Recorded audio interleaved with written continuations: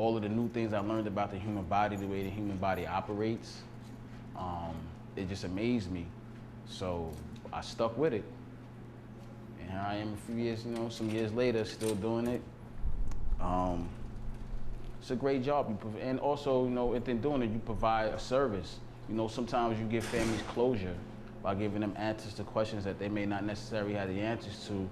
I know it's a job that people tend to not think about until necessary. But it's peaceful. It's also very peaceful. It could be quiet at times down here. I don't carry it with me. It's just work. I know it may sound a little strange to say it like that, but you have to find a way to kind of detach yourself from it, because then you'll be upset and carrying this around with you 24/7, 365, because I'm in the business of death. I'm gonna see death all the time. What it does do, though, this kind of work does for me, I feel it gives me a little bit better appreciation for life than somebody who may not get to see this, because things that you may take for granted every day, working here gives you a really strong appreciation for wanting to live in your family.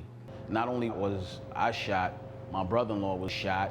He could have died, but fortunately we both made it out of that situation alive. At the time, I don't think I valued my life enough to even care, because I didn't. It made me worse in some ways. I made it, so in some ways it made me feel invincible, I guess.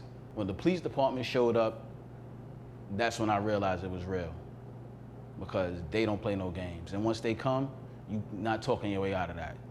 And we're here today to try to make our lives and our kids' lives better. Yeah, well, I have a 17-year-old son. I've done everything in my power to make sure his life is nothing like mine was at all, not one bit of it. And that's not to say that I had a terrible life, because I came from a good home. I had parents that loved me and took care of me. But like I said, it was the 90s, and I thought I was supposed to be in the streets because that's what was going on around me. But I've been able to keep my son clear of that. When he wants to go away to college, I've taken my son to college tours.